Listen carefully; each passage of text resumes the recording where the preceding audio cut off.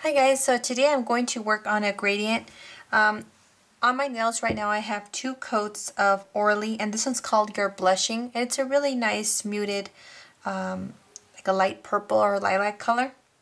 And I've applied hair glue around my nails. Now the thing about using the hair glue, and this is Proclaim, it's sold at Sally Beauty Supply, is that when you touch your fingers together, when it makes contact with itself, it sticks, and then upon removing your or stretching out your fingers, it will just peel off. So what I'm going to go ahead and do is I'm going to just add a little bit of powder just to kind of keep it from sticking. And I am using a medicated powder, it's called Mexana. You can use cornstarch, you can use talcum powder, you can even use cooking flour. If you do decide to use cooking flour, make sure that you're using just a regular white flour. Don't use wheat because it is grainy. So I just want to grab a brush and I just want to apply it to every other nail because there's really no need to put it on both nails, because the one that's going to have it is just going to have just a right amount to keep it from sticking. So you just want to make sure that your hair glue or your liquid latex or whatever you're using is dry. And then you just kind of want to pat it with any brush that you have.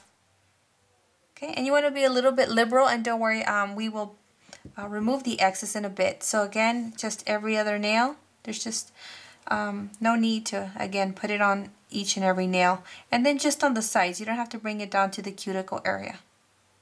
Okay, so you can see that I'm being pretty generous with it, and like I said, don't worry, we're going to go ahead and just remove the excess. Okay, and you know, I usually like applying the hair glue throughout my cuticle and the sides of my nails, because sometimes when I do a gradient, it gets a little crazy, and I just rather have that barrier so that way the cleanup is easier. Okay, and the thumb really doesn't need it, but we'll just do it just in case. Well, I'll do it on the edge right here. Okay, and again, you just want to be really liberal, and you can set a piece of paper down so you can make cleaning up of your area easier, and you can just put it back in your dappen dish for future use. Try not to get it on the center of your nail because it may create a slick surface for any additional nail polish application. Okay, so there it is. Now at this point you can just blow it off, or if you have like a little nail brush, like this one looks like a blush brush, you could just kind of wipe off the excess. And again, stay away from the center of the nail. Just kind of concentrate on the edges or the edge. Okay, and that is pretty much it. So we will experiment and demo. So now you can see that I can stick my fingers together and there's no peeling or sticking going on, which is great. So that means I can relax my hand when I'm doing my gradient and not have to open it up like this. So again, you can use any sort of powder. You can use makeup powder, talcum powder, cornstarch. In case you are using flour, cornstarch, don't reuse it for cooking or whatever. Just keep it in a little dappen dish, and again, don't use it in the kitchen because you are applying it to like close to nail polish. So yeah, I just wanted to go ahead and show you that. Okay, it's time to start with the gradient. So for the gradient, I'm using the same color as my base. I'm going to use it on the bottom. And then I'm sorry guys, I just need to clean off any powder that came up in contact with my area here. And I'm going to be using this Crushed Berries by CoverGirl. So first, what I want to show you is I like using a kitchen sponge, and this is just a kitchen sponge that I cut into a small square. You can purchase them at any dollar store. It can be Dollar General. Dollar Tree used to sell them, but now they have like a weird grip to them, so I find them at Dollar General or Family Dollar now. They're usually in a set of 6 for $1. Now, you want to make sure that you use your lint roller and you clean off any, you might not see it, but there might be little hair or little like lint on it, so just make sure it's clean of that. Also, I've been asked many times, why don't I just apply the color to the sponge and then apply it on my nails? I don't like doing that because I think if I happen to move the brush a little bit too much, I think that I don't have the control that I do when setting down the color and you know, applying it from there. So just in case you guys are wondering. So first what I'm going to go ahead and do is I'm going to go ahead and apply just the top color. So it'll be this Crushed Berries, and I'm just going to do kind of a thinnish line. I usually get a really nice gradient by the third pass. So on the third pass, we will combine both colors. So just concentrate towards the top of the sponge, because that's where you want to get the color on there, and then there it is. And then I'm just going to go ahead and just kind of start applying it to the nail. You just want to concentrate on the tip of the nail, and then we will slowly start coming down on the second pass a little bit closer towards the bottom of the nail. So I'm going to go ahead and do this again so you guys could see. Don't apply too much, just a thin line. We're just establishing the gradient right now. Why don't I use a cosmetic wedge, which is a good question that I get asked often. I don't like using cosmetic wedge because it absorbs too much of the polish. So you can see here with the kitchen sponge, I have, again, better control. So I'm just going to go ahead and continue doing this. I will fast forward it, so don't be alarmed if you don't hear me speaking anymore.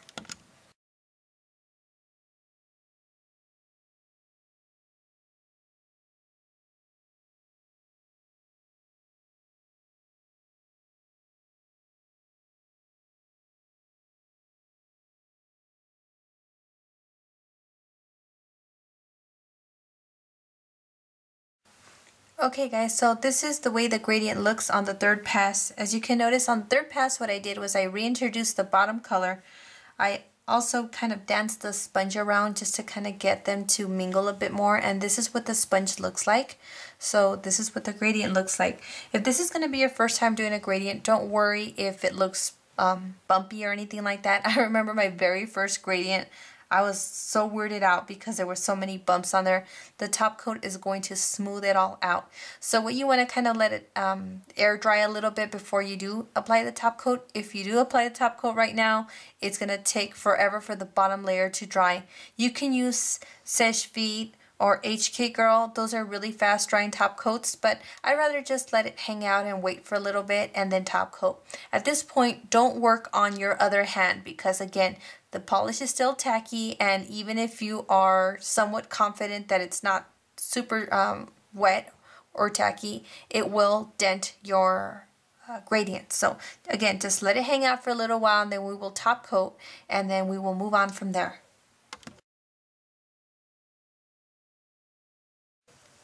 Hi guys, so now it's time to stamp over the gradient. I have top coated and cleaned up, and I've already stamped one nail and top coated that. So I thought I'd show you on camera. I'm going to be using my Fab Your Nails Glaze stamper, and this one's the pink. I'm going to use the XL instead of the jumbo just because right now my nails are not that long, and then plus I feel that with the XL I can control the amount of pressure that I apply. So I'm sorry, I moved the camera this way because I'm going to be stamping like this, and I might actually have to just move it just a tiny bit up. There we go. Sorry guys, I'm in my pajamas, but this is the only way where I won't be off the frame, and then you can see what I'm doing. So I'm going to be using my handy black, and for stamping I'm using Super Placa Apipila E.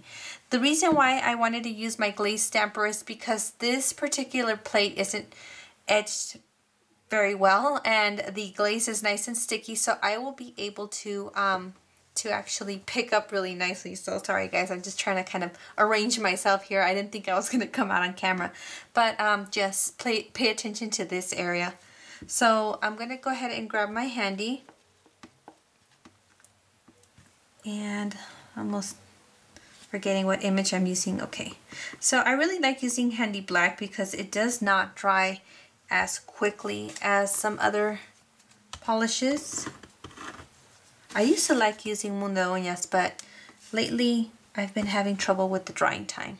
Okay, so let's just go ahead and stamp and roll. I like to press and roll personally. It's just my favorite. Okay, and there it is. Came out pretty good. That's why I wanted to put the camera this way, because I like to stamp this way. So there it is. And again, I'm using Super Placa Apipila E. It's just such a huge plate that it's hard for me to get it on camera. And let's go ahead and just stamp a little bit more. I'm going to go ahead and clean off the plate. I always clean the plate before I proceed. I think it's really important if you want to have a good stamp. Okay. So you can see that the stamper is doing a great job in picking up. because I forgot to clean it off with the lid roller. Okay. Picked up. Hold on one second, guys. Just didn't do a good job of cleaning up the stamper, and I still had some bits and pieces left. And again, it doesn't matter if I didn't, you know, if I didn't use that image, I always clean the plate. So when I'm using special stamping polish, what I like to do is I like to mix acetone with water, just so it doesn't smear that bad on the, make a big old mess. So sorry guys, it's been a while since I last stamped, so I'm just a little out of coordination right now. Okay, that's good.